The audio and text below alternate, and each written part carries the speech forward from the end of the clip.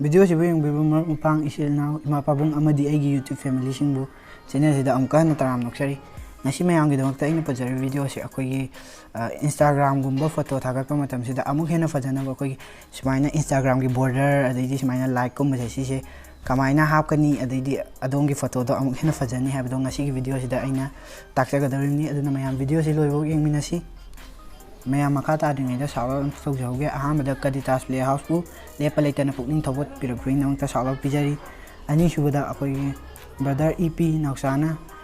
mamangi video da comment tawire haidi YouTube thumbnail je akoi kamaina semge khot ke na adu do brother soidana mathangi video da thumbnail sembagi video thaga charake ado ai kya haibu budi oide ado tarasu brother na ramina adum thaga charage ahum subada 7dsx no vivo sawa pijari amadi akoi BT couple gi akoi brother amasing sister bu aigi channel se support tawi damakta hainingai letana thagat pa phone tukari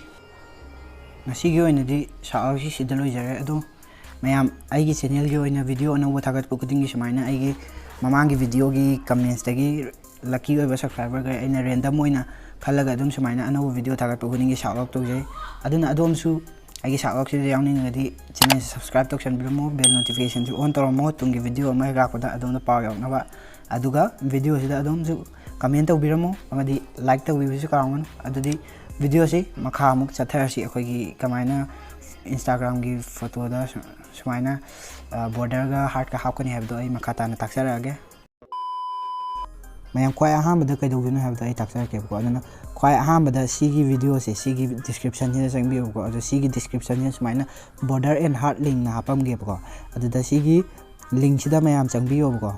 link sida changaga ahambada mayam border ga heart ke se download tawdine ko aduna link sida changa matung na mayam sumaina tholakani Google Drive tera na traga Chrome dagira sumaina photo ani ka tholakani ko photo ani se mayam ani si manungda adu ani mag download tawdine adu ani si manungda ahamba download tawning bo adu do mayam nambiro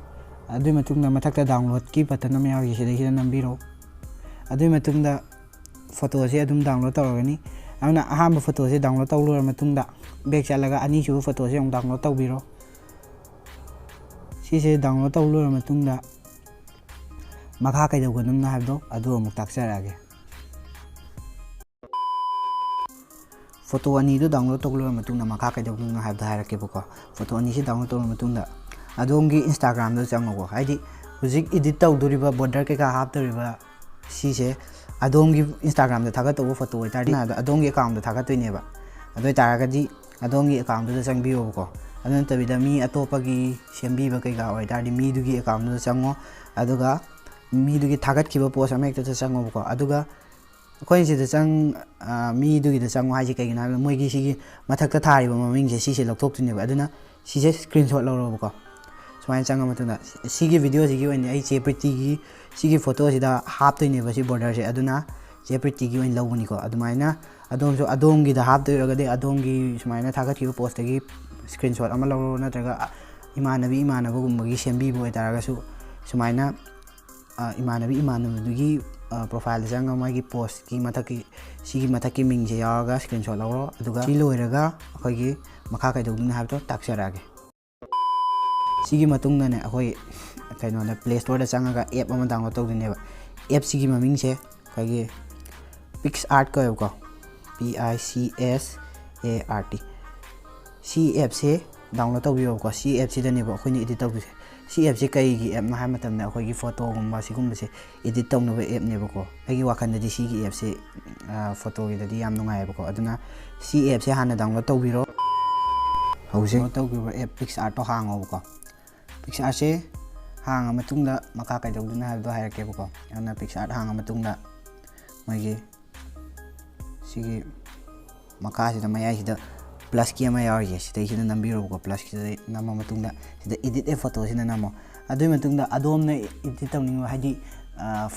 border kai ka sigi like ki se hapning photo do adu do adom gi gallery kai ka dagi sida search tawraga adui do hapiro ko aduna hapa sumaina hapa matungda ko aidi chepriti gi se oina sida oina hapa ge ko aduna photo se hapa matungda makha kai dongni hapa namda songi nakan na makha gi son sum sing na sida add photo na option am yawi sida nammo ko adai di ngasai download tawgiba border ga akoi gi ngasai lapkido adudo animakto sida add tawro ko add tawro matungda select tawro matungda add tawro adu matungda haifet si size se semo ko sumaina adu ma pamba mo haidi khara phajagada mo ngda aduga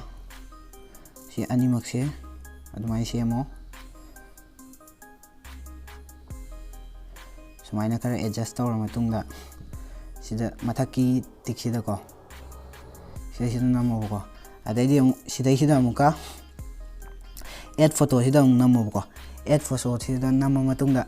akhoi ngasai screenshot logibado khoi ngasai screenshot logibado aduido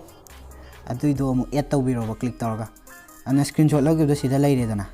sidagi amu akhoi makha kaidawni ha matamda sigi crop na option am yawi uba sida namani bo crop sida namam matungda sigi se khoi mathaki ming thabse koina crop tawduine ba ana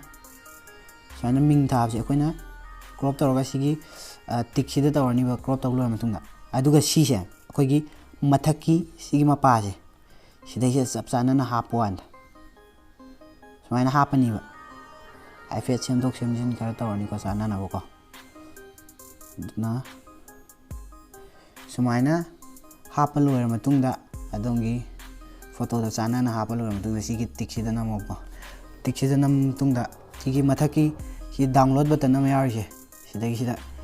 namani ba adaidi sigi photo se adongi gallery da save tawgani ba adu matungda adona sigi photo se Instagram da thagat pa yare adaidi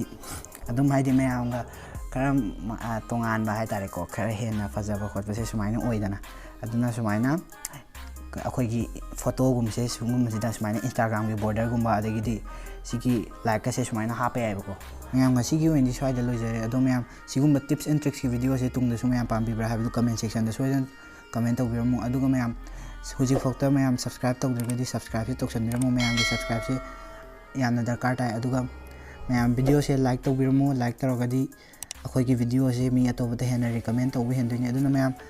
handaki march thagi akhoi gi subscriber target se akhoi gi 1000 subscriber yawuni ba aduna mayam subscribe tawsanbiramo aduga tungi video dong mayam ang thengna sing ngasi gidi bye bye